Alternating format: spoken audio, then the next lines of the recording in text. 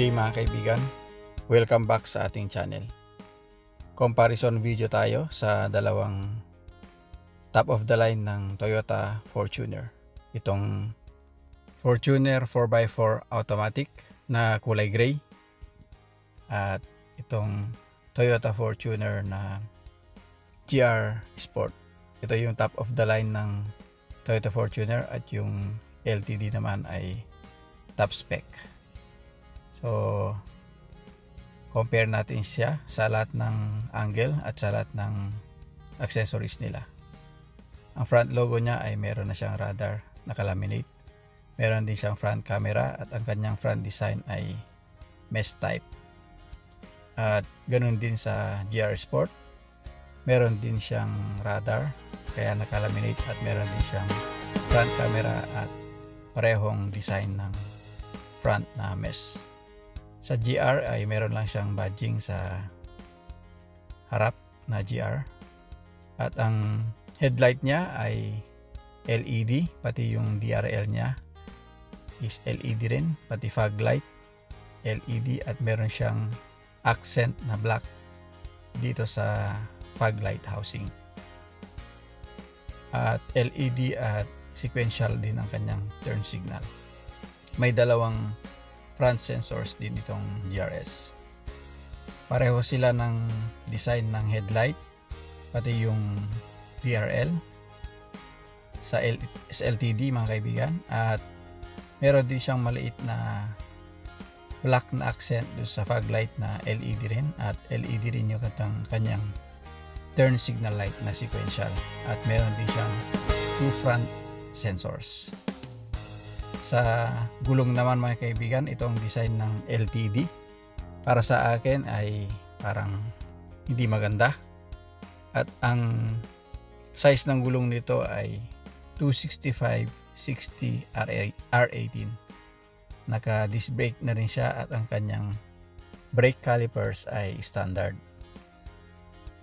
Yan po ang front na gulong ng LTD 4x4 automatic. At tignan naman natin dito sa GRS mga kaibigan.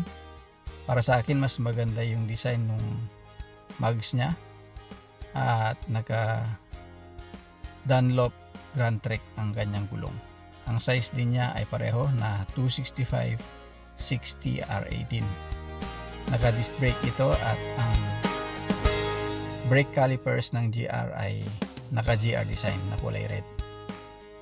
At sa rear wheel naman, naka disc brake din siya at ang gulong din nito ay 265/60 R18 Dunlop Grand Trek at meron din siyang GR design na brake calipers. Tignan naman natin sa LTD mga kaibigan. Ang difference nila ay yung design ng brake calipers. Ordinary or yung standard na brake caliper ng Toyota Fortuner at parehong-pareho ng size ng gulong 265/60 R18.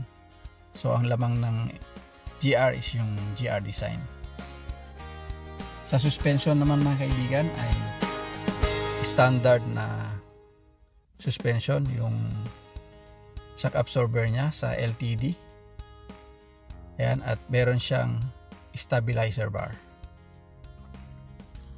Sa GR Sport naman mga kaibigan ay meron siyang stabilizer bar din at ang kanyang suspension or yung shock absorber niya ay KYB. So mas lamang yung GRS dito. At meron din siyang stabilizer bar. Ayan po. So, ang spare tire nitong Toyota Fortuner GR Sport ay full size kaya maganda. At sa LTD naman ay full size din mga kaibigan.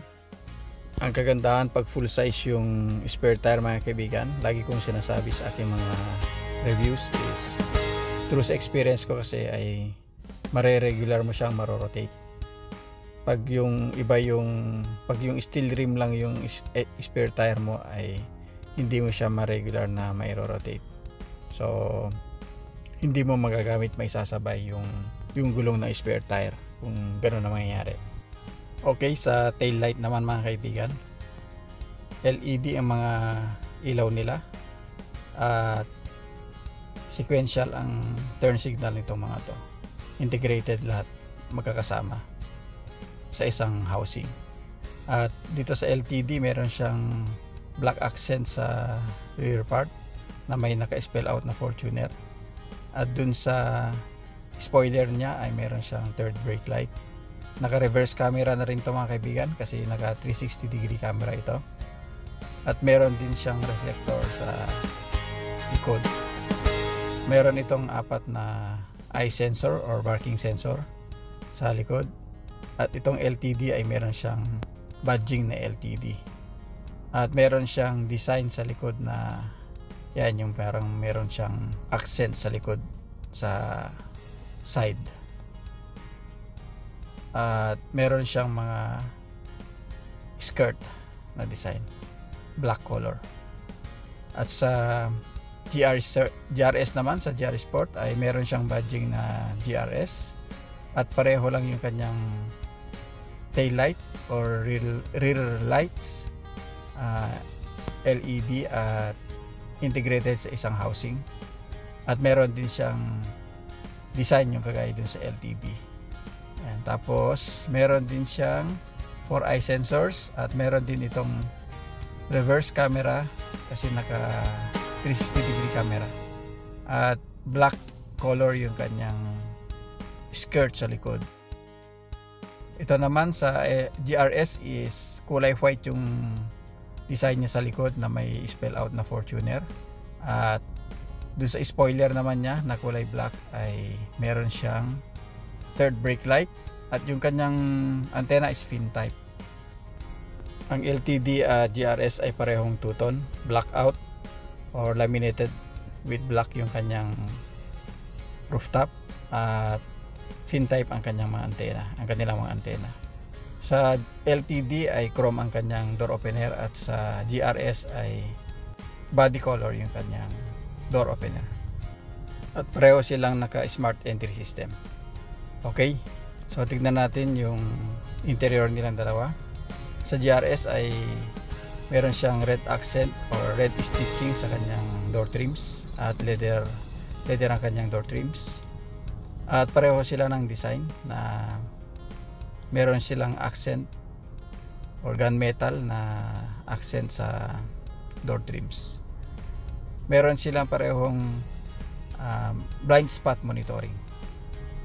Ito yung sa LTD, parang mas maganda ang dating. Meron ding red accent sa kanyang leather door trims at meron siyang color burgundy or dark red na design sa kanyang door trims. At yan, meron din siyang blind spot monitoring sa kanyang side view mirror. At ang speaker nitong mga to ay JBL ang brand. So maganda ang tunog. Pareho silang power window, one touch up and down ang 4 na windows. At meron yung integrated na joystick design na side view mirror adjust. Ito ang driver seat ng LTD, 6-way power adjust. Maganda ang leather material nito, premium quality at firm ang dating. Okay, ito naman yung sa GR Sport mga kaibigan. Parehong JBL ang kanyang speaker. At yung kanyang driver seat is 6-way power adjust din. At meron din siyang red accent sa stitching accent sa kanyang upuan. Ang material niya ay combination of Alcantara and leather. At sa headrest nito ay meron siyang design ng GR. Yun ang lamang niya sa LTD, pero ang LTD naman ay meron siyang red accent sa upuan. Ito yung second row, pareho sa first row ang design ng door trims. At ito yung second row, upuan ng GR Sport. Combination ng leather tsaka Alcantara leather. Siyempre meron siyang armrest sa gitna at meron siyang 2 cup holders. Sa likod ng upuan ay meron siyang yung hook at saka yung yung back pocket. Meron siyang charging port doon at wala siyang aircon fan kasi nasa ceiling yung aircon fan niya. Ito naman sa LTD mga kaibigan, mas maganda ang door trim niya, yung door design niya. Kasi meron siyang red accent at ang upuan nito ay meron siyang perforated siya sa gitna at maganda yung leather. Para sa akin mas maganda itong LTD. Ang seat material niya pati yung design.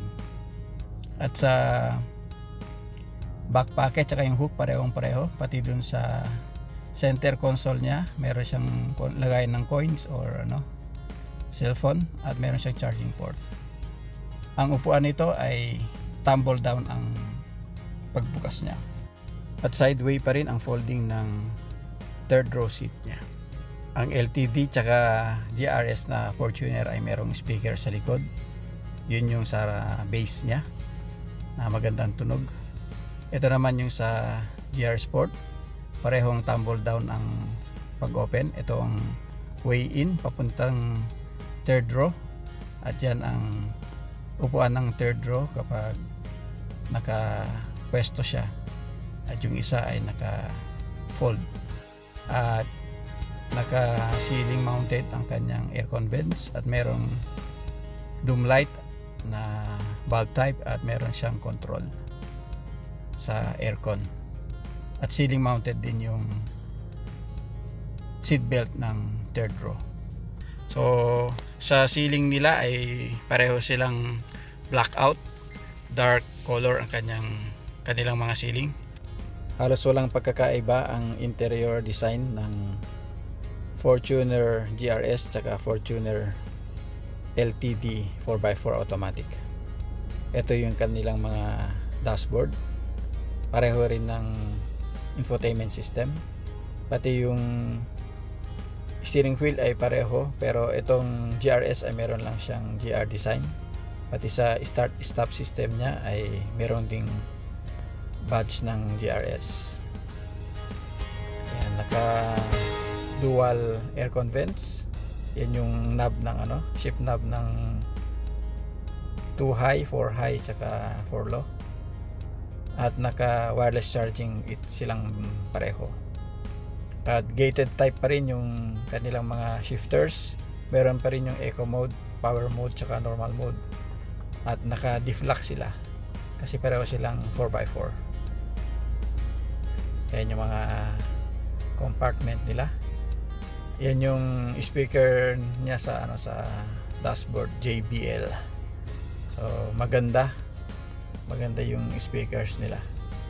Ang center mirror o rear mirror nilang dalawa ay electrochromic or yung auto dimming. At meron yung paborito natin na sa lagayan ng sunglass or sunshades. At meron din siyang sunshade cover na mayroong ilaw tsaka merong salamin, both driver and passenger. Okay, tingnan naman natin yung sa LTD mga kaibigan, yung cabin niya, yung front cabin niya.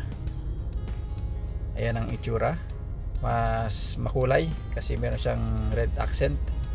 At yung steering wheel niya ay pareho, mayroong red accent pero wala lang dito yung GR badge. Pati dito sa start stop system niya or push start stop system niya ay wala yung GR design. Pero sa bandang parte ng center instrument cluster niya ay merong red accent itong LTD. At pareho sila, meron yung wireless charging, meron yung shift knob ng 2 high, 4 high, tsaka 4 low. At magkaiba lang sila ng design dito sa parang grayish na wood grain ang design nito sa LTD. Tapos sa glove box tsaka yung compartment ay pareho din sa speaker. Yan yung sa LTD. Pati yung sa rear view mirror nila ay pareho electrochromic, at pati yung dome light at map light, pati yung sa sunglass holder. Almost pareho ang interior ng Fortuner GRS tsaka Fortuner LTD. Merong red accents lang yung LTD na mas halata, pero yung GRS ay may red accents din sa stitching, at meron kompleto rin yung kanilang mga control buttons sa steering wheel, at meron silang parehong adaptive cruise control. Okay, ito ang exterior look ng Fortuner LTD 4x4 automatic. Ang kulay nito ay silver metallic, at maganda tignan sa kanya yung accents ng piano black na design ng LTD. Yan yung rear view niya. Maganda ang blending ng black color sa silver metallic niya. Ang price nitong LTD na 4x4 automatic ay 2,545,000 pesos. 204 ang maximum power niya at 500 Newton meters ang maximum torque niya. At yung accessory na package nito ay worth 135,000 pesos. Yung pang outdoor camping. Ayan mga kaibigan. Pero optional lang yan. Depende kung kunin mo or hindi. Pang outdoor or adventure na tent. Okay, tignan naman natin yung walk around or yung exterior ng GRS na white color. Mas halata o mas kitang-kita yung piano black accents niya, yung design ng GRS dito sa white color. At parang mas maganda tignan yung combination ng black and white. Although okay din yung sa silver metallic, pero para sa akin mas maganda itong black and white na combination. Ang Fortuner na GRS mga kaibigan ay worth 2,650,000 pesos. Almost nasa 95,000 ang difference nilang dalawa. 224 naman ang maximum out power nito at 550 ang maximum torque ng Fortuner GRS. So mas lamang siya dun. Hopefully nagustuhan nyo itong comparison video natin mga kaibigan sa dalawang variants ng Toyota Fortuner. Itong top of the line na GRS at yung top spec na LTD 4x4 automatic. Maraming salamat muli sa inyong suporta at panonood mga kaibigan. And as always, keep believing and trusting the Lord. Keep safe and God bless.